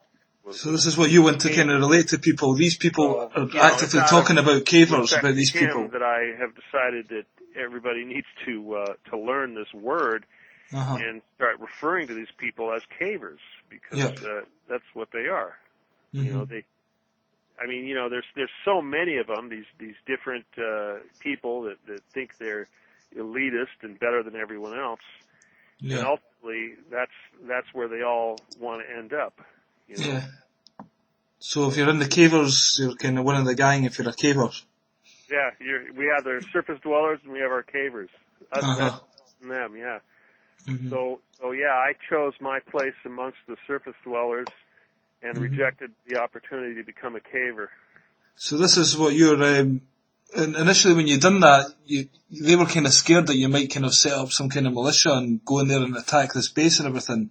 But you've since learned that you want to be a surface dweller and help the victims, really, rather than try and attack these people. Yeah. Well, when I learned about these people, I resented it. And the whole idea that they would be taking all of the wealth of the people and robbing the people and using it to build these bunkers that were not were for them and not for everyone else. Yeah. I rejected that, and of course, because of the human sacrifice and the satanic nature of these people, my inclination is to do battle with Satan. Okay. But, in the Bible they say, for we wrestle not against flesh and blood, but against evil forces, da-da-da. That tells me that, okay, if I was to go to battle with these people, I would be doing battle with people, with other people. I want to do battle with the evil spirits, not with the humans. Okay. So yeah, that's one of the reasons. Now, the other thing is that because of their technology, and their ability to go in the future and see what people are going to do, they have the ability to identify people that they need to watch over or try to control. So I suspect that, through use of this technology, they were able to see me doing something involving their facility. And now that doesn't mean that whatever it was that they saw, if I was destined to do this deed that they had witnessed, that doesn't mean that I can't change that. So in this timeline that they were viewing, they could have seen me leading some army, doing something, attacking these people, whatever. But that doesn't mean that's how it's going to pan out. I have the ability to change that. Now, they can try to come into my life, and they can try to influence me and bring other people into my life and try to manipulate the events, but their ability to do so is restricted. The universe will not allow you to do that. There is an astrological term that we use called a grand trine. A grand trine is someone who is destined to do something special that will affect all of the rest of the humans, and because of that, those people are not allowed to be molested or not allowed to be affected by the other humans. And this is the nature of time and destiny. So it's like there's certain people come into this lifetime to do a specific, very important purpose, and those ones are not allowed to be messed with, but everyone else is kind of fair game. Is that what you're saying? That's kind of the way it works. Yeah, exactly. So, because in your book you mentioned you had a dream when you were younger about Armageddon, and it kind of made you think that you were destined to play a part now. Yeah, that was kind of a strange experience. Here I was a little kid, with my twin brother sleeping in a bunk bed and dreaming about big desert wars with tanks and all kinds of crazy things. And it's like, where did that come from? Yeah. You're watching Play School or something on TV. I mean, they didn't have stuff like this on TV. I mean, it's like, like the word Armageddon. How would I even know that? Yeah. So yeah, and that is one of the funny things about our reality and what we perceive as time and the forward movement of time. It is an illusion. Time is an illusion. It's like we're living out a movie that has already played. Well, I was talking to somebody about that last night, actually. Have you seen the film Cloud Atlas? I'm sorry, what was the name? There's a new film out called Cloud Atlas. It's made by the same people, I think, that done The Matrix. Oh, no. And it has Tom Hanks in it and a few other famous people, and it's got all these different time periods, and they all interlink, and it's like how something in one life affects one in another, and what you think is the future is actually the past. It's an old epoch to discover and stuff. Yeah, I've had quite a few people tell me about it, and tell me that I need to see that movie. Yeah, I think you would like it. This lady recommended it to me, and I met up with her last night, so we started talking about these ideas, and then I mentioned that one, in some respects, life is like a DVD, a movie that's already written, and we're just pressing play, and we're involved in it, but we're actually, that's what I said to you before, you think we have got free will and we can change things, but how can we do that then if it's already pre-written? Do you understand? That's right. So it's like, the way I like to think about it is, think of it as the life that we are experiencing is like a movie, but it's actually playing backwards. It's in rewind. And when we have a deja vu experience, and we think, deja vu, we think as a peek into the future, it's actually remembering something we've already done. Okay. It's almost like, so they say, and then you talk about judgment. When we get judged, it's like our life plays out in reverse, and then when we reach Judgment Day, then they hit the play button, and we get to see it play out in the forward. All right. Yeah, basically sometimes it seems like everything's head, back to front and upside down, and nothing is what it seems. It's just pretty crazy, It's all an illusion. It's good to talk about these things, and I've really appreciated your time. There's this last topic. Well, maybe, I don't know how much time we've got. I could talk all night, But Sure.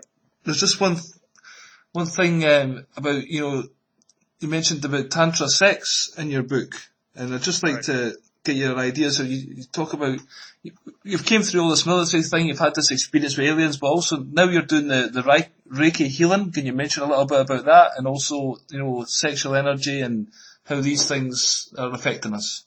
Okay, well, it's all about psychic energy and psychic power, and I decided to develop my psychic skills to get away from the mechanical stuff, because I realized, with these CIA people and these caver people, that the psychic power is what really separated us from the average people, and that if you really want to play their game, you need to develop your psychic skill. So I learned a long time ago that psychic energy and sexual energy are the same thing. So, we talked about ways to increase psychic skill, working with your ego, becoming humble, learning, teaching, meditation. So you need to achieve a balance of male and female energy. Now, and this is not easy to do. I don't have that problem because I'm an identical twin, and for whatever reason, I've divided my energy between my twins, so I can have full enlightenment without having to have this, this equal balance of male and female. Now, for most people, they don't have that luxury, so this is why we seek out a partner. Most men tend to be mostly masculine, most females are mostly feminine. And so in order to balance out this energy, we form a union with a partner, and this creates a circuit. And what happens is that as the two bodies are together and the energy is flowing through these bodies, the two things happen. One, you're getting the man is getting the female energy flowing through him, and the woman is getting the male energy flowing through her. And that's achieving a balance that wasn't there before. But at the same time, it's also, because of the nature of the circuit and the recirculating nature of that, the energy flow is actually increased. And it's a lot like if you have a little gully or a little stream going down a little valley. It's almost like the Grand Canyon. It'll start very small, but eventually through erosion and different, large amounts of water rushing through it, you'll create a large channel, kind of like the Grand Canyon. And energy in the body works the same way. We have our chakras. We hear people talking about our chakras, and chakra points are just like points along this energy path that can have blockages based on emotional, psychological, or mental or physical issues. So by unblocking our chakras and by increasing the amount of energy that we have flowing through our bodies, through our crown and to our root chakra and back and forth, we're actually creating a larger and larger channel, which will allow for even greater amounts of flow of this energy.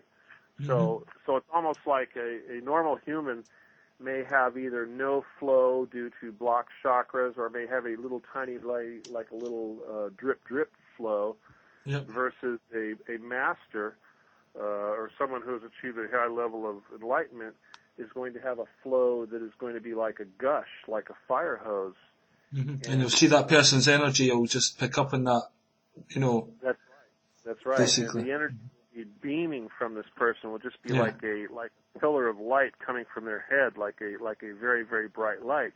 And there's a lot of things that come with this. Obviously, your psychic skills are enhanced. You can communicate with other people and other entities easier. You can process information. You can receive information. You can transmit information.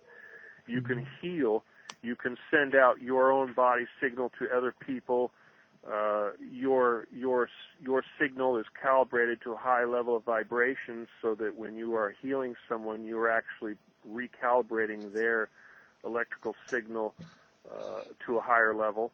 That's what the healing is. So if you studied the healing, did you get involved in that and learn it, or is it just instinctual you're doing that? You're kind of tuning into what you call love and putting your hands on somebody? Or I learned about moving energy, relatively early in my metaphysical studies, and I learned that as you become more service to others, what happens is you're actually giving out energy. I like to think of it as like gravity. When you serve others, you become a gravity giver, and when you serve yourself, you're a gravity taker. Mm-hmm. Okay. The Ark of the Covenant is a great example of this. The Ark of the Covenant emitted gravity. It actually floated. It was a gravity emitter. And the only people that could get anywhere near it were the high priests, who were 100% or devoted their lives to service to others. Now, if the service self person got near the Ark of the Covenant, they would die. They would overdose from this gravity. Yep. But to answer your question, I started healing. I started using my hands to move energy and to help people quite by accident. It was just one of those things. Mm-hmm. And, and I practiced it. I actually started teaching people the technique. And I wasn't an expert. I just kind of related to people what I thought was going on. Since then, I have actually studied Reiki, which is a Japanese healing method that was developed by a guy named Usui in Japan. And I don't want to suggest that the Reiki is the only thing that I'm doing, because sure, I was able to do this before, and there's a lot of different techniques. Reiki is an Eastern modality that utilizes chi, the flow of chi. Yep. And if you were to say, you look at, say, like, for instance, the Hindus have a similar technique that they call prana, or pranic healing. Yep. And they don't call it chi, they call it prana. Mm-hmm. It's and, the same and thing, effectively. Yeah, and the same thing, exactly. Now, if you look at Wilhelm Reich and his research with orgone and orgone devices and orgone therapy, he called this cosmic energy orgone, and it's the same thing. It's chi, and it's, but... he had a way to kind of store that, didn't he? Like the Ark of the Covenant. That's right. Yeah, he learned that this energy was very much like an ionic energy, and he utilized technology that I would say was very similar to that of a capacitor or even a battery. He used technology he referred to as the law of dissimilar materials, and that's kind of like he would layer organic and inorganic material together, and he learned that this would cause the energy to actually pass through, very much the same way as electrons travel through the plates of a battery. Mm-hmm. So, and that's why his books were burned, and he was harassed. That's right. Yeah, they don't want people learning that stuff. Yeah. But the thing is, though, is that when you start learning about Nikola Tesla, Wilhelm Reich, Victor Schauberger, people like that, and then there's more modern people, Konstantin Mail, Nassim Harriman, people like that. You realize that all of these scientific discoveries that they were making, they're all very similar. They're all related, and it's very simple. Once you start seeing the big picture, and you start understanding what these people were discovering, you can see that it's really all very simple. And like for instance, the nature of energy. Energy travels in a spiral corkscrew, and it travels in two directions. And if you look at our DNA and our double helix DNA, that's a perfect representation of the nature of energy. And the DNA spiral, one side of the DNA is the female side, and one side is the male side. And one side is an antenna for the male energy, and the other is the antenna for the female energy. So, it's also, it's all right in front of our face. Yep. The caduceus, with the serpent and the staff and the snakes and all that, it's the same thing. the yin and yang, the chakra system, all the Eastern religions, the sacred geometry, the Kabbalah, all of that. It's all the same thing. Well, I think you related in your book about, there's a big elephant and blind people are describing it based on that area of where they are. That's right. So That's it's right. like all this energy, all the different religions in the world. I mean, that's what I can never understand, fighting over religion. It's just obviously it came from that area where people are describing the same thing in their culture with their terms to describe the universal teachings, Right, right. And they use the information or what they have at the tools of their culture has at their disposal to describe the information and to experience it as well. Maybe some places had phylogaric mushrooms, other places are using peyote or whatever, again based on their environment. Mm-hmm. That's right. And that can help and develop those philosophies, Yeah, so I guess the lesson here is that people need to stop judging other cultures, and they need to open their minds, and they need to absorb all of this information, Yep. Quit trying to think that you know it all, right? Yeah. Well, I've been on much the same. Once you start learning this stuff, you realise you could spend all day, every day researching and still never come close to knowing it all, Right. So you have to kind of, at one point, step back from it and try and deal with your practical life. But at the same time, I think it's always good to listen to new ideas and to keep learning. It keeps you young and keeps you alive, That's very true. And that's the thing about this building your psychic skills and moving the energy through your body, is it really does keep you young, and it really does repair your body and your cells. I was actually going to ask you that. I've got a sore back right now. And you mentioned you can do Reiki healing, like long distance. Right. But what if it's like something physical? Like, because I've got like my discs in my spine are kind of degenerative disease, so they're kind of pushing against the nerve and causing some loss of feeling in my leg. Well, so how could you do that? You understand that's a physical thing. Could you cure that mentally, as an example? I will send you some energy, and we will work on these things. And I'll tell you, it doesn't take long. It really doesn't. I'm just wondering, how can your physical... It's all about intention, and the thing, we could go into the mechanics and the science behind how this long-distance healing works. Yeah, and on a physical thing. It's coming from your mind to a physical being. Whatever you want to call it, but the human brain is extremely powerful, and we can do this. So what I can do is I will actually use Reiki, and I will send these healing intentions to you, and help you channel the energy to heal yourself too. So we want to focus on the spine, huh? Sorry? We're going to focus on your spine then, your back. It's the lower part of my spine. I had to get an operation a couple of years ago when my discs went out and it was pretty bad. And since then, because I'm sitting on this computer chair all the time, I'm not really getting exercise, And Sure. Basically, I'm in a bad posture. I've not got a particularly great seat to support my back. So it's really quite painful. For the past couple of weeks, it's been constant pain, and I'm not very happy. But I'm quite pleased you mentioned that, though. We got to that because that sums up the last part of your book, the magic. Being able to do this thing. We've done the lasers, the cavers, and the magic. I'd certainly be happy after I get off the phone to sit down and send you some Reiki, and hopefully that'll help that pain go away. Okay, that would be great. I just want to thank you very much for your time. That's 2 hours you spent with me today, and it's been brilliant. Yeah, that'd be good, man. That wasn't the reason I got in contact with you. But if it's a side benefit, I'll take it. So again, at this point, we got cut off, but the interview had about finished, so I never bothered asking Stephen to come back on the line. So I don't know about you folks, but I really enjoyed that conversation. And I'll just tell you some details. You can get Stephen's book, as I mentioned. It's called Lasers, Cavers and Magic.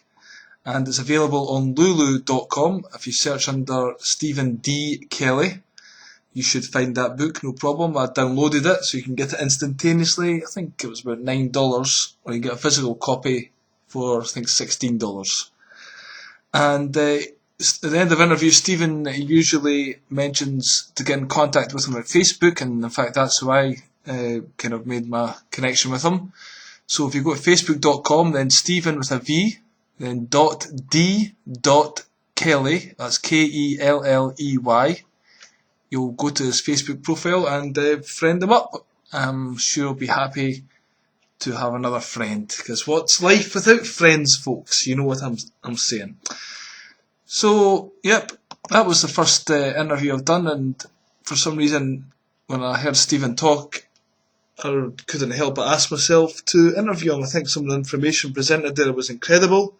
The stuff about the Getty Museum, not to mention all the reptoids and all that kind of stuff. It's far out stuff, but this is a crazy world we're living in, folks. So if you have any thoughts about the things discussed, I'd be happy to hear them. Post them in the YouTube comments, or blog comments, wherever you happen to be listening to this, and feel free to get in contact with me. My website's billywatson.tv.